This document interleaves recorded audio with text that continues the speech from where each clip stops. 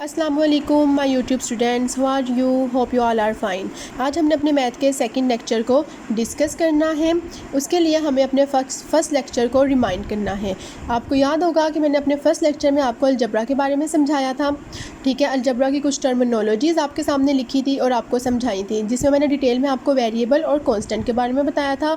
अब हम डिटेल में ऑपरेटर्स और टर्म्स की बात करेंगे कि ऑपरेटर्स क्या है और टर्म्स क्या है। थोड़ा सा मैं आपको रिमाइंड करवा देती हूँ कि ऑपरेटर्स क्या है। ऑपरेटर बेसिकली चलाने वाले को कहते हैं, मतलब आपको क्वेश्चन की डिमांड बताते हैं कि क्वेश्चन में आपने प्लस करना है, माइनस करना है, मल्टीप्लाई या डिवाइड करना है, या फिर स्क्वायर रूट लेना है, या फिर होल स्क्वायर्स लेने हैं। मतलब बेसिकली आपको क्वेश्चन की डिमांड समझाते हैं। जबकि टर्म क्या होती है, टर्म आपको किस तरह से अलजेब्रिक एक्सप्रेशन में मिलती है कि जब कोई साइन आ जाता है, वो साइन प्लस होगा या माइनस होगा। प्लस और माइनस जो है टर्म को डिफ्रेंशिएट, मतलब एक टर्म के बाद दूसरी टर्म को चलाते हैं। जैसे 2x स्क्वायर एक टर्म है, 8x के दरमियान 2x स्क्वायर और 8x के दरमियान में प्लस आ गया है, इसका मतलब अब 8x जो है वो सेकंड टर्म में, फिर प्लस आ गया, इसका मतलब जो 9 है वो थर्ड टर्म में।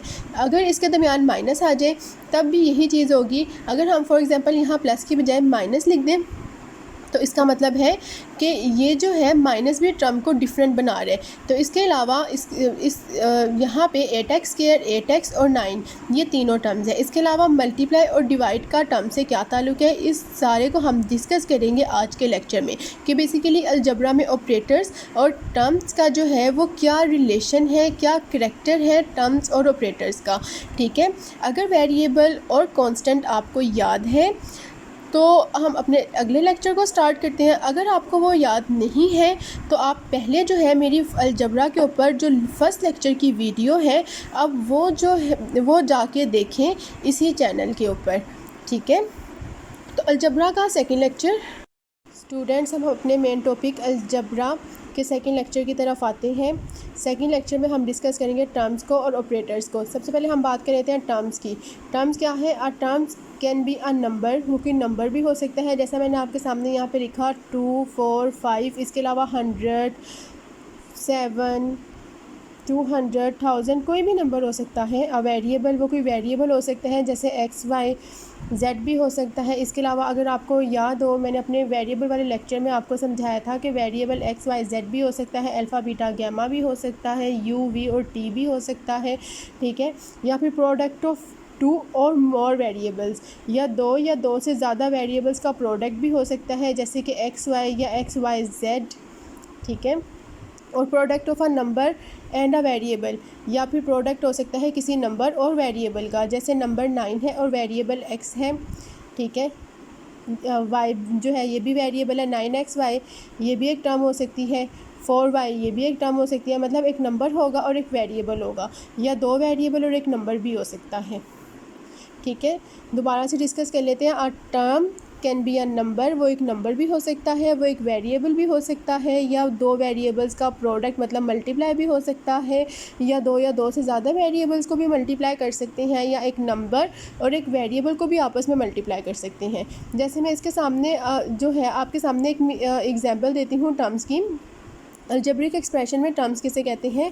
जैसा मैंने आपके सामने लिखा है 4x + 9y - 2। अब ये 4 क्या है? ये एक नंबर और x इसके साथ वेरिएबल लिखा हुआ है। 9 एक नंबर और x इसके साथ एक वेरिएबल लिखा हुआ है, जबकि 2 सिर्फ एक नंबर है। ठीक है, आप देख रहे होंगे दरमियान में मैंने साइन डाला हुआ है प्लस का और माइनस का। अब ये प्लस क्या है और ये माइनस क्या है?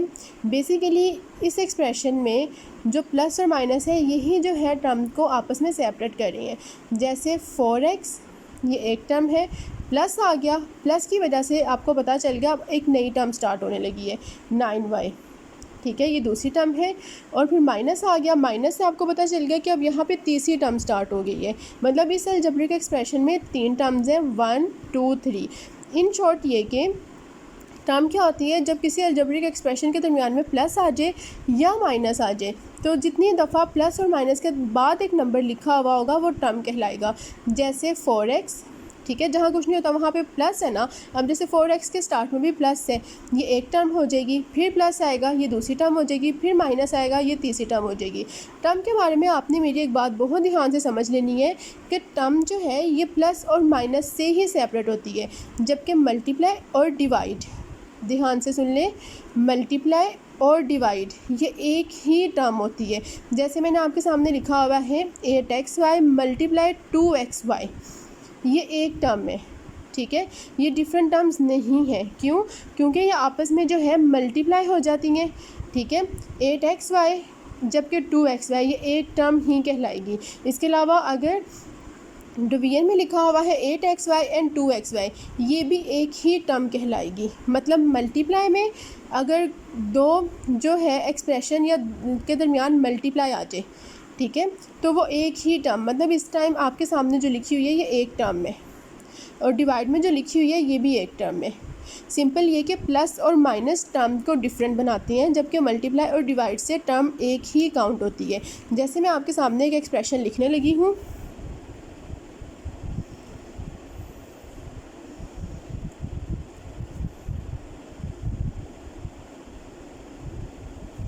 इसमें देखें 4x एक टर्म है, 9y दूसरी टर्म है, और माइनस 2x मल्टीप्लाई 2y, ये 2x मल्टीप्लाई 2y जो है 2x मल्टीप्लाई 2y ये एक टर्म काउंट होगी। मतलब इस एक्सप्रेशन में तीन टर्म्स हैं, 1 2 और ये 3। इसी तरह से अगर हम इसे डिवाइड में लिख दें,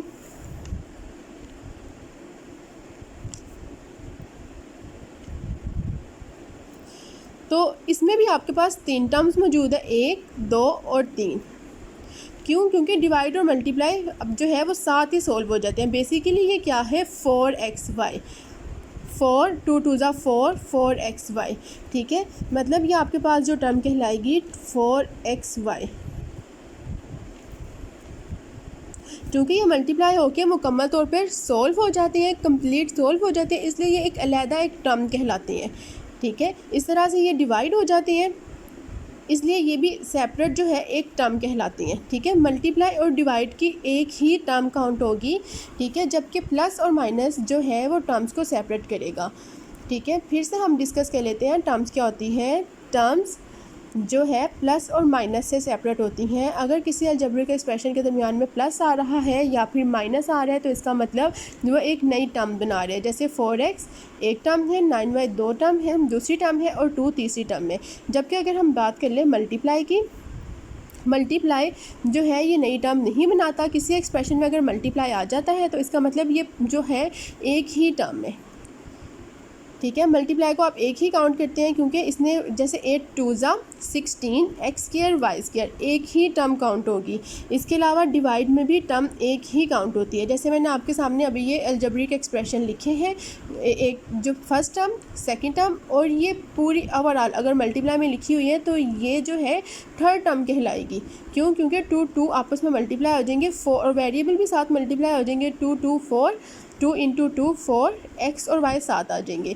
इस तरह से अगर डिवाइड में लिखा हुआ है तो तब भी ये एक ही टर्म कहलाएंगे, ठीक है। ओके स्टूडेंट्स, अब हम बात कर लेते हैं ऑपरेटर्स के ऊपर। ऑपरेटर्स मतलब चलाने वाला। बेसिकली ऑपरेटर क्या है, ये आपको क्वेश्चन की डिमांड समझाता है कि क्वेश्चन में आपसे डिमांड क्या की जा रही है। क्या आपसे क्वेश्चन में प्लस की डिमांड की जा रही है, या माइनस की, मल्टीप्लाई की, डिवाइड की, स्क्वायर की, या स्क्वायर रूट की डिमांड। मतलब बेसिकली ऑपरेटर क्या है, ऑपरेटर आपको क्वेश्चन की डिमांड समझाता है कि इसमें आप इस क्वेश्चन में आपने प्लस करना है, माइनस करना है। इसके रूल बिल्कुल अरिथमेटिक के रूल्स होते हैं। अब बेसिक हम इसकी डेफिनेशन देख लेते हैं। अब basic algebraic operation is any one of the common operation of arithmetic, कि इसमें अलजेब्रिक ऑपरेशंस में अरिथमेटिक के ही ऑपरेशंस का जो है वो इस्तेमाल किया जाता है। अब जैसे अरिथमेटिक में प्लस आता है, मल्टीप्लाई, डिवाइड, सब्ट्रैक्शन मतलब माइनस आ जाता है, या स्क्वायर रूट वगैरह आ जाते हैं। अगर हम बात करें एडिशन की, तो एडिशन, सब्ट्रैक्शन, या फिर हम बात करें डिवीजन की, तो ये जो इन तीनों का इस्तेमाल जैसे अरिथमेटिक में है वैसे ही अलजबरा में किया जाता है।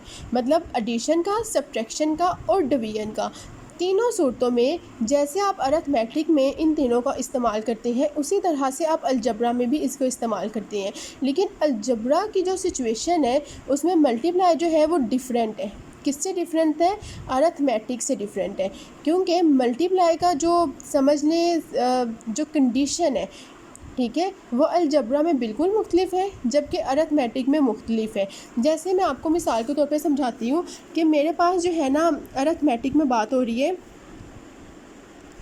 2+3, इस तरह से अलजबरा में मैं बात करूँगी a+b, दोनों का मतलब प्लस करना है। 2+3 5, a+b। ए आपके नंबर कोई रियल नंबर सपोज कर लेते हैं ना, ए हम सपोज कर लेते हैं 1 और बी हम सपोज कर लेते हैं 4, तो 1 + 4 = 5, मतलब प्लस में दोनों का अरिथमेटिक और अलजबरा का मतलब एक ही है। इसी तरह से मैं माइनस की सब्ट्रैक्शन की बात कर लेते हैं, तो 2 - 3 और a-b, दोनों को आप इस तरह से लिख सकते हैं, ठीक है। अगर हम डिवीजन की बात कर लेते हैं तो 2/3 a/b, ठीक है। सब्ट्रैक्शन, एडिशन और डिवीजन तीनों में एज इट इज़ जैसे अलजबरा है वैसे ही अरिथमेटिक है, या जैसे अरिथमेटिक है उसी तरह से अलजबरा है। लेकिन मल्टीप्लाई में ऐसा क्या है जो अरिथमेटिक और अलजबरा में चेंज है? अलजबरा की डिमांड जो है वो मल्टीप्लाई में वो डिफरेंट है। क्या अलजबरा की डिमांड है? जैसे अब मैं आपसे कहती हूँ कि मैंने लिखा 2 × 3, ठीक है, 2 × 3 मैंने अरिथमेटिक में लिखा। अब जैसे अगर ये बात मैं अलजबरा के लिए भी कर लेती हूँ, a × b, अलजबरा जो है ना इस मल्टीप्लाई को नहीं मानता। मतलब अलजबरा में अगर हम ये लिखें ना a × b, तो ये कोई जो है सही सिचुएशन नहीं है, ठीक है। हम अलजबरा में ज़्यादातर लिखते हैं a b, जबकि अगर हम इसे लिखें a और b, मतलब 2 और 3 लिखें, तो ये 23 बन जाएगा, ठीक है ना। अरिथमेटिक में अगर हम इसके दरमियान a मल्टीप्लाई का साइन नहीं डालते, डायरेक्ट a b लिख देते हैं, तो अलजबरा तो हमें फ़ौरन समझा देता है कि a और b दो अननोन अमाउंट का मतलब ये है कि ये आपस में मल्टीप्लाई हो रहे हैं। लेकिन अरिथमेटिक में अगर हम इसे 2 और 3 लिखते हैं तो इसका मतलब बिल्कुल ये नहीं है कि ये मल्टीप्लाई हो रही हैं। मतलब इसका मतलब ये है कि ये 23 है, जब तक कि हम इसके दरमियान मल्टीप्लाई का साइन ना डाल दें। अब अलजबरा क्या कहता है कि अगर हम मल्टीप्लाई डालें तो इसका मतलब भी a मल्टीप्लाई b है, अगर हम a b लिखें तो इसका मतलब भी a मल्टीप्लाई b है, मतलब इसका मतलब भी प्रोडक्ट है, इसका मतलब भी जो है वो प्रोडक्ट है। लेकिन अगर हम 2 × 3 करें तो इसका मतलब प्रोडक्ट है, लेकिन अगर 2 × 3 लिखें या 2 3 लिखें तो इसका मतलब 23 है। अरिथमेटिक में ये कंडीशन जो है वो फॉल्स हो गई है, ठीक है। इसी तरह से अगर हम a.b का इस्तेमाल करते हैं, अब आपको पता है डॉट भी जो है वो प्रोडक्ट को डिनोट करता है, मतलब मल्टीप्लाई को बताते हैं ना कि a.b का मतलब है a × b। अब जैसे मैं a × b अगर अरिथमेटिक में लिखती हूँ तो ये हो जाएगा 2 × 3। अब ये तो बन गया डेसिमल 2.3। देखें ना, अब मेरी बात समझने की कोशिश करें कि अगर हम मल्टीप्लाई की बात करते हैं अलजबरा में और अरिथमेटिक में, तो दोनों में फ़र्क है। क्या फ़र्क है? अलजबरा में a × b का मतलब है मल्टीप्लाई, अरिथमेटिक में 2 × 3 का मतलब है मल्टीप्लाई। अब अलजबरा में a.b का मतलब या a b का मतलब भी मल्टीप्लाई है, लेकिन अगर यही चीज़ हम अरिथमेटिक में लिखते हैं a b, इसका मतलब प्रोडक्ट या मल्टीप्लाई है। लेकिन अगर हम 2 3 बगैर किसी मल्टीप्लिकेशन के निशान के लिखते हैं तो इसका मतलब है 2 3 क्या है, 2 3 23 बन जाएगा, ठीक है।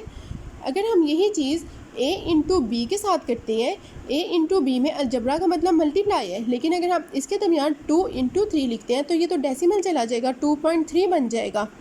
तो इसका मतलब ये हुआ अलजबरा में जो मल्टीप्लाई की कंडीशन है वो डिफरेंट है और अरिथमेटिक की कंडीशन जो है वो डिफरेंट है, ठीक है। आपको ये बात याद रहेगी कि अलजबरा और अरिथमेटिक में जो बेसिक ऑपरेशंस है अलजबरा के एडिशन, सब्ट्रैक्शन, मल्टीप्लिकेशन और डिवीजन में जो मल्टीप्लिकेशन है वो अरिथमेटिक में मुख्तलिफ है और अलजबरा में जो है वो मुख्तलिफ है, ठीक है।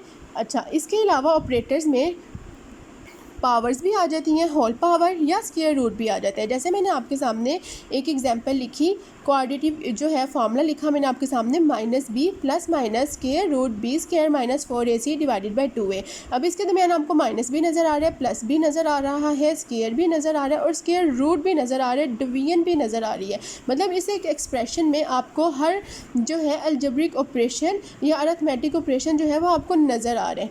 तो इसका इससे आपको देख के पता चल रहा है कि इस क्वेश्चन को आपने कैसे ऑपरेट करना है। इस क्वेश्चन में पहले आपने जो है वैल्यूज़ पुट करनी है, फिर उनको आपस में मल्टीप्लाई करना है, फिर उनके स्क्वायर्स लेने हैं, उनको आपस में माइनस करना है, स्क्वायर रूट को सोल्व करना है, फिर एक दफ़ा प्लस में और फिर एक दफ़ा माइनस में सोल्व करते हुए डिवाइड कर देना है। तो उम्मीद करती हूँ कि आपको ऑपरेटर्स की जो है वो समझ आ गई होगी। ठीक है, अगर किसी बच्चे ने टर्म्स और ऑपरेटर्स दोनों के बारे में कोई भी जो है क्वेश्चन करना है तो वो मुझसे कमेंट्स में पूछ सकता है। ठीक है, अगर आपने कोई भी क्वेश्चन पूछना है या कहीं से भी आपको समझ नहीं आई तो आप मेरे से कमेंट में पूछ सकते हैं। ठीक है, उम्मीद करती हूँ आपको आज के लेक्चर की समझ आ गई होगी। इसके अलावा आपसे रिक्वेस्ट है कि मेरे चैनल को ज़्यादा से ज़्यादा सब्सक्राइब करें, लोगों के साथ शेयर करें। इंशाल्लाह आपको टर्म्स और ऑपरेटर्स के बारे में हर चीज़ समझ आ गई होगी। अगर आपने कुछ भी टर्म्स या ऑपरेटर्स के बारे में मुझसे पूछना है तो आप मुझसे कमेंट में पूछ सकते हैं। ठीक है, आप इन डेफिनेशंस को ध्यान से देखें, जो मैंने आपको बातें समझाई हैं उसको समझें, इस वीडियो को बार बार देखें ताकि आपका टर्म्स का और ऑपरेटर्स का जो है वो कॉन्सेप्ट क्लियर हो। इसके अलावा मेरे चैनल को ज़्यादा से ज़्यादा शेयर करें, लोगों के साथ सब्सक्राइब करें और लाइक करें। ठीक है, ओके, अल्लाह हाफिज़।